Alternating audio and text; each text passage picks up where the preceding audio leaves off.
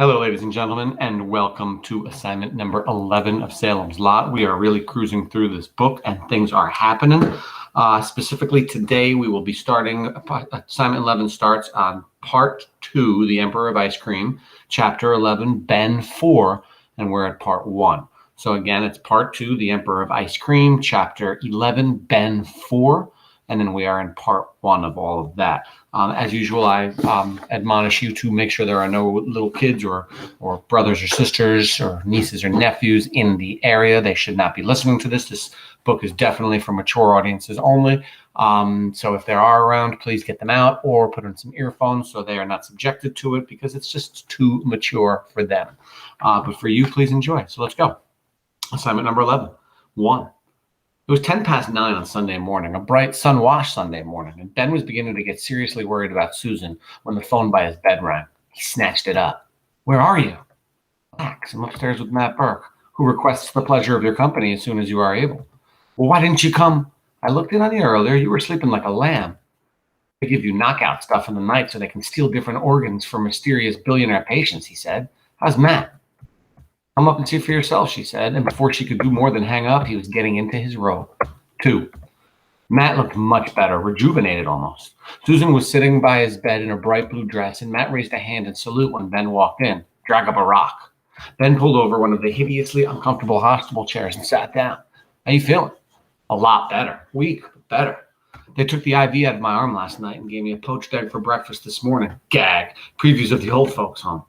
Ben kissed Susan lightly and saw a strained kind of composure on her face, as if everything was being held together by fine wire. "Is there anything new since you called last night?" "Nothing I've heard, but I left the house around 7 and the lot wakes up a little later on Sunday." Ben shifted his gaze to Matt. "Are you up to talking this thing over?" "Yes, I think so," he said, and shifted slightly. The gold cross hung around his neck flashed prominently. "By the way, thank you for this. It's a great comfort, even though I bought it on the remainder shelf at Woolworth's Friday afternoon." Condition. "Stabilized" is the fulsome term young Dr. Cody used when he examined me late yesterday afternoon. According to the EKG he took, it was strictly a minor league heart attack, no clot formation.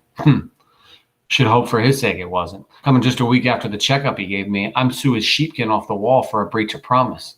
He broke off and looked levelly at Ben. He said he'd seen such cases brought on by massive shock. I kept my zip lip. Did I do right? Just right.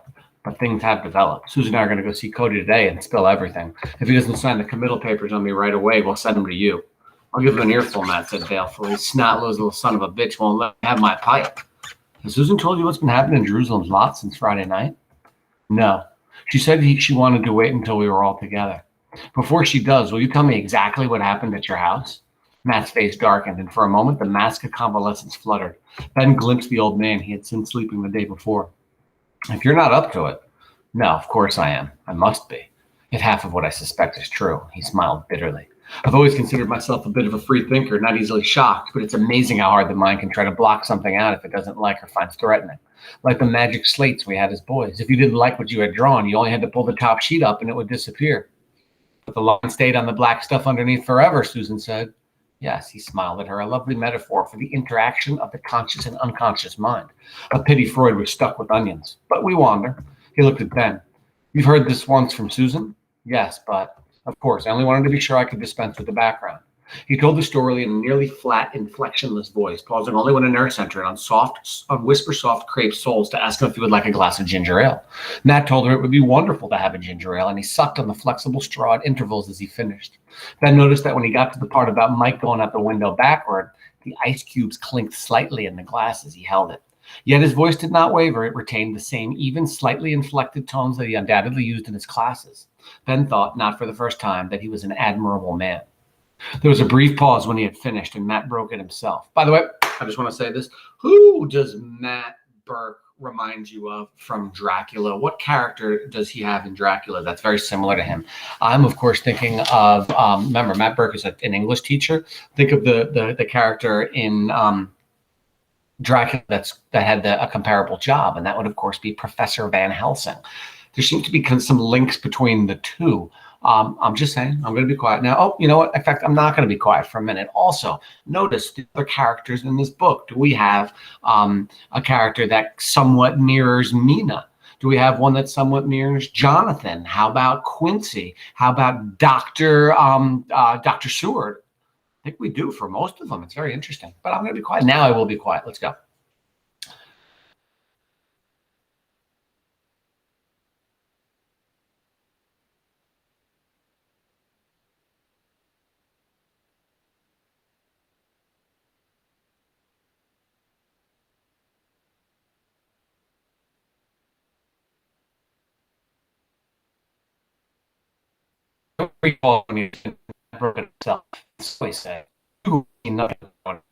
Bravo, sleuth. Matt looked at Susan and you, Miss Norton, who used to write such well-organized themes, paragraphs like building blocks and topic sentences from order. What do you think?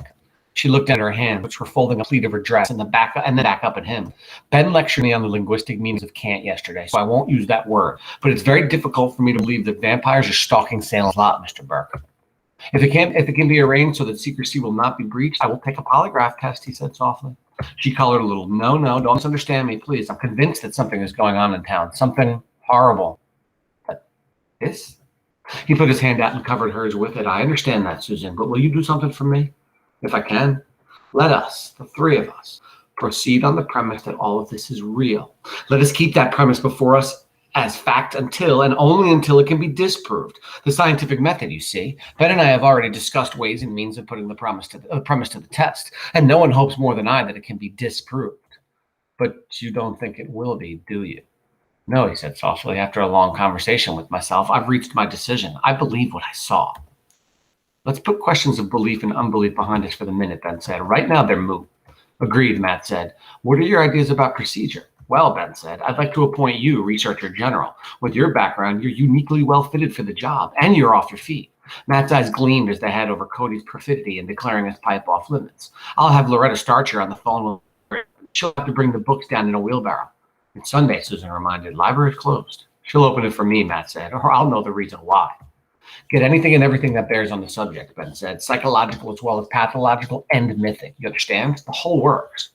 I'll start a notebook, Matt rasped. Before God, I will. He looked at them both. A notebook? Keep a notebook of your facts about the vampire and everything that's going on? That definitely happened in Dracula. I remember. This is the first time since I woke up here that I feel like a man. What will you be doing? First, Dr. Cody. He examined both Ryerson and Floyd Tibbets. Perhaps we can persuade him to exhume Danny Glick. Would he do that? Susan asked Matt. Matt sucked at his ginger ale before answering. The Jimmy Cody I had in class would have in a minute. He was an imaginative, open-minded boy who was remarkably resistant to cant. How much of an empiricist college and med school may have made of him, I don't know. All of this seems roundabout to me, Susan said, especially going to Dr. Cody and risking a complete rebuff. Why don't Ben and I just go to the Marston house and have done with it? That was on the docket just last week.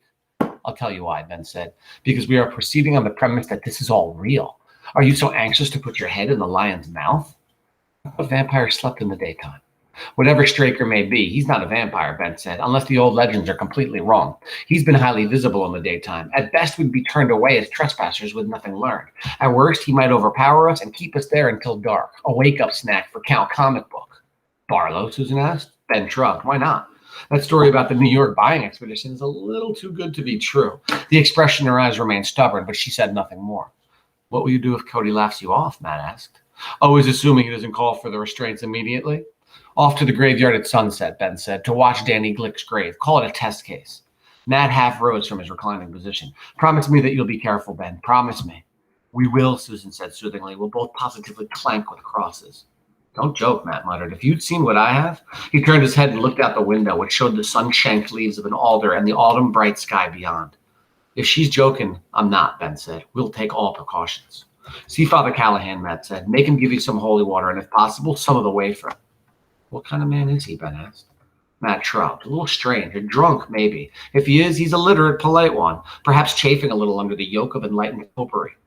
Are you sure that Father Callahan is that he drinks? Susan asked, her eyes a trifle wide. Not positive, Matt said, but an ex-student of mine, Brad Campion, works in the Yarmouth liquor store, and he says Callahan's a regular customer, a Jim Beam man, good taste. Talk to best? I don't know. I think you must try. Then you don't know him at all. No, not really. He's writing a history of the Catholic Church in New England, and he knows a great deal about the poets of our so-called golden age, Whittier, Longfellow, Russell, Holmes, that lot. I had him in to speak to my American Lit students late last year. He has a quick, acerbic mind. The students enjoyed him. I'll see him, Ben said, and follow my nose. A nurse peeked in, nodded, and a moment later, Jimmy Cody entered with the stethoscope around his neck. Disturbing my patient? He asked amiably. Not half so much as you are, Matt said. I want my pipe. You can't have it, Cody said absently, reading Matt's chart. Goddamn quack, Matt muttered. Cody put the chart back and drew the green curtain that went around the bed on a C-shaped steel runner overhead. I'm afraid I'll have to ask you two to step out in a moment. How's your head, Mr. Mears? Well, nothing seems to have leaked out. You heard about Floyd Tibbetts? Susan told me. I'd like to speak to you if you have a moment after your rounds. I can make you the last of my rounds, if you like. Around 11? Fine. Cody twitched the curtain again. And now, if you and Susan would excuse us? Here we go, friends, into isolation, Matt said. Say the secret word and win $100. The curtain came between Ben and Susan in the bed. From beyond it, they heard Cody say, the next time I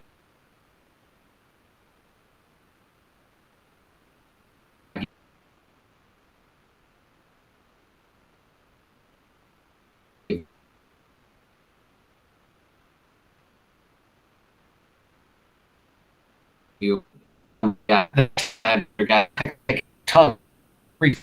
20 after 11, and Ben began. What I wanted to talk to you about, first the head, then the talk. He parted Ben's hair gently, looked at something and said, this'll hurt. He pulled off the adhesive bandage and Ben jumped. Hell of a lump, Cody said conversationally, and then covered the wound with a slightly smaller dressing. He shone a light into Ben's eyes, then tapped his left knee with a rubber hammer. With sudden morbidity, Ben wondered if it was the same one he had used on Mike Ryerson. All that seems to be satisfactory, he said, putting his things away. What's your mother's maiden name? Ashford, Ben said. They had asked him similar questions when he had first recovered consciousness. First grade teacher? Miss Perkins. She rinsed her hair. Father's middle name? Merton. Any dizziness or nausea? No. Experience of strange odors, colors, or? No, no, and no. I feel fine. I'll decide that, Cody said primly. Any instance of double vision? Not since the last time I bought a gallon of Thunderbird. All right, Cody said. I pronounce you cured through the wonders of modern science and by virtue of a hard head. Now, what was on your mind? Tibbetts and the little McDougal boy, I suppose. I can only tell you what I told Parkins Gillespie. Number one, I'm glad they've kept it out of the papers. One scandal per century is enough in a small town. Number two, I'm damned if I know who wants to do such a twisted thing. It can't have been a local person. We've got our share of weirdies, but... He broke off, seeing the puzzled expressions on their faces. You don't know? Haven't heard? Heard what? Ben demanded. It's rather like something by Boris Karloff out of Mary Shelley. Someone snatched the bodies from the Cumberland County morgue in Portland last night. Jesus Christ, Susan said. Her lips made the word stiffly. What's the matter? Cody asked, suddenly concerned. Do you know something about this? I'm starting to think we really do, Ben said. It was 10 past noon when they had finished telling everything. The nurse had brought Ben a lunch tray, and it stood untouched by his bed. The last syllable died away, and the only sound was the rattle of glasses and cutlery coming through the half-open door as hungrier patients ate on the ward ate. Vampires, Jimmy Cody said. Then, Matt Burke of all people? That makes it awfully hard to laugh off. Ben and Susan kept silent. And you want me to exhume the Glick kid, he ruminated? Jesus jumped up. Christ, in a sidecar. Cody took a bottle out of his bag and tossed it to Ben, who caught it. Aspirin, he said. Ever use it? A lot. My dad used to call it the good doctor's best nurse. Do you know how it works? No, Ben said. He turned the bottle of aspirin idly in his hands, looking at it. He did not know. He did not know Cody well enough to know what he usually showed or kept hidden, but he was sure that few of his patients saw him like this. The boyish Norman Rockwell face overcast with thought and introspection. He didn't want to break Cody's mood. Neither do I. Neither does anybody else. But it's good for headaches and arthritis and the rheumatism. We don't know what any of those are either. Why should your head ache? There are no nerves in your brain. We know that aspirin is very close in chemical composition to LSD, but why should one cure the ache in the head and the other cause the head to fill up with flowers? Part of the reason we don't understand is because we don't really know what the brain is. The best educated doctor in the world is standing on a low island in the middle of a sea of ignorance. We rattle our medicine sticks and kill our chickens and read messages in blood. All of that works a surprising amount of time. White magic, Bene Grisgris. My med school profs would tear their hair if they could hear me say that. Some of them tore it when I told them I was going to general practice in rural Maine. One of them told me that Marcus Welby always lands the boils on the patient's ass during station identification. But I never wanted to be Marcus Welby. He smiled. They'd roll on the ground and have fits if they knew I was going to request an exhumation order on the Glick boy. You'll do it? Susan asked, frankly amazed. What can it hurt? If he's dead, he's dead. If he's not, then I'll have something to stand the AMA convention on its ear next time. I'm going to tell the county ME that I want to look for signs of infectious encephalitis. It's the only sane explanation I can think of. Could that actually be it? She asked hopefully. Damned unlikely. What's the earliest you could do it? Ben asked. Tomorrow, tops. If I have to hassle around, Tuesday or Wednesday. What should he look like? Ben asked. I mean, yes, I know what you mean. The Glicks wouldn't have the boy embalmed, would they? No. It's been a week. Yes. When the coffin is opened, there's apt to be a rush of gas and a rather offensive smell. The body may be bloated. The hair will have grown down over its collar. It continues to grow for an amazing period of time, and the fingernails will also be quite long. The eyes will almost certainly have fallen in. Susan was trying to maintain an expression of scientific impartiality and not succeeding very well. Ben was glad he hadn't eaten lunch. The corpse will not have begun radical mortification, Coney went on in his best recitation voice, but enough moisture may be present to encourage growth on the exposed cheeks and hands, possibly a mossy substance called. He broke off. I'm sorry, I'm grossing you out.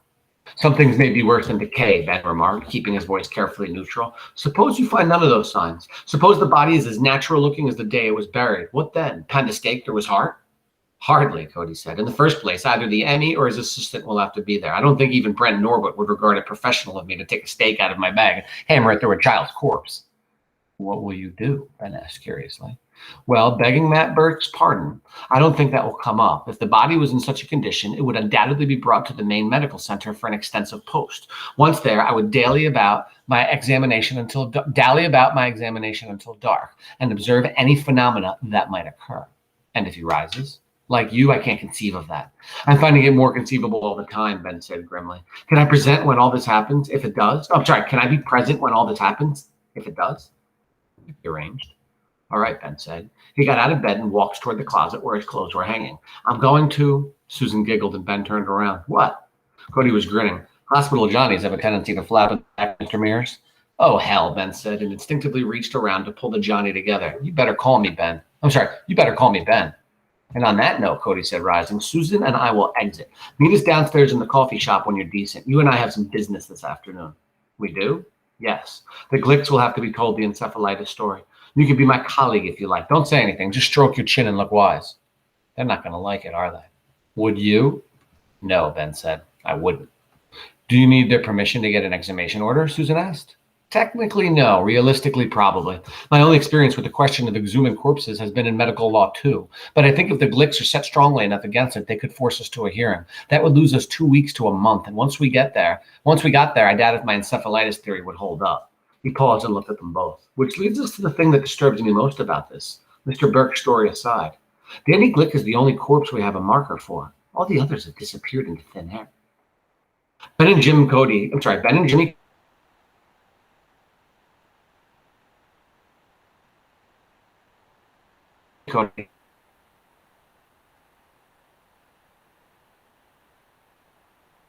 got to Glick around 1:30.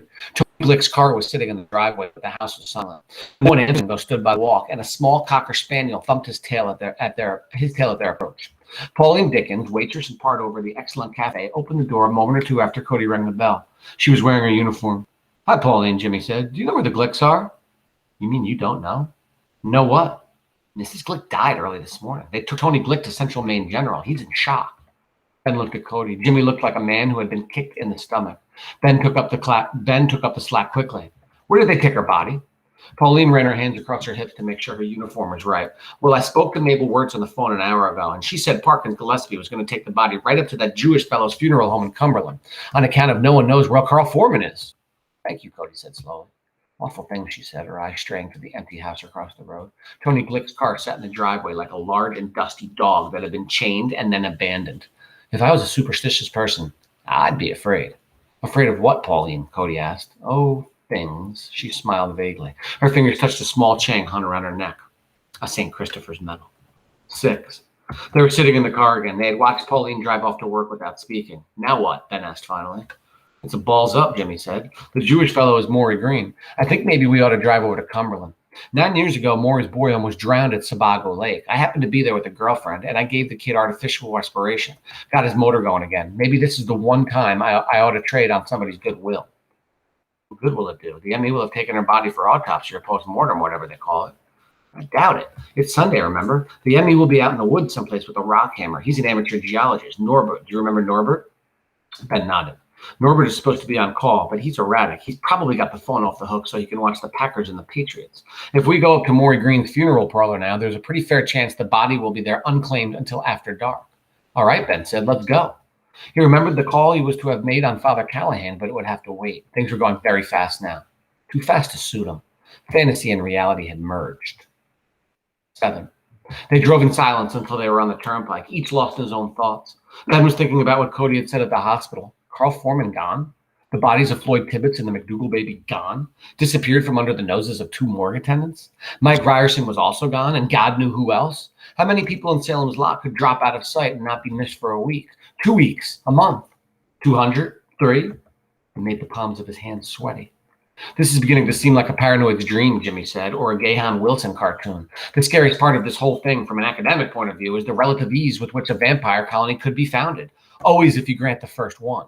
It's a bedroom town for Portland and Lewiston and Gates Falls. There's no in-town industry where a rise in absenteeism would be noticed. The schools are 3-town consolidated, and if the absence list starts getting a little longer, who notices? A lot of people go to church over in Cumberland. A lot more don't go at all. And TV has pretty well put the kibosh on the old neighborhood get-togethers, except for the duffers who hang around Milt's store.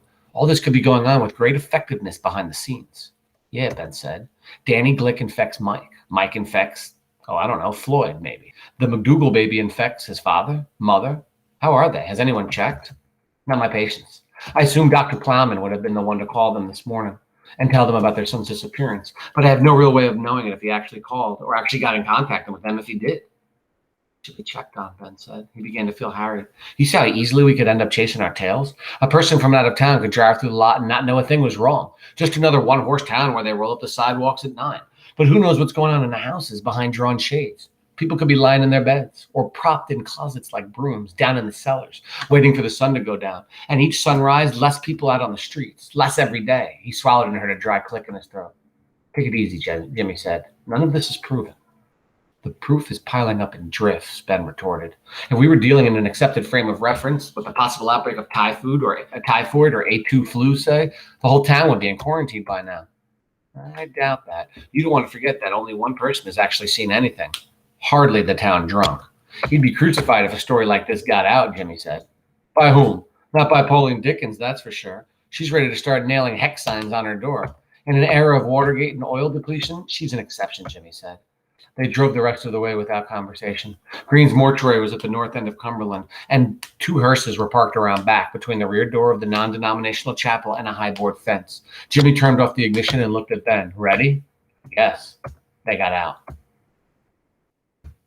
All right.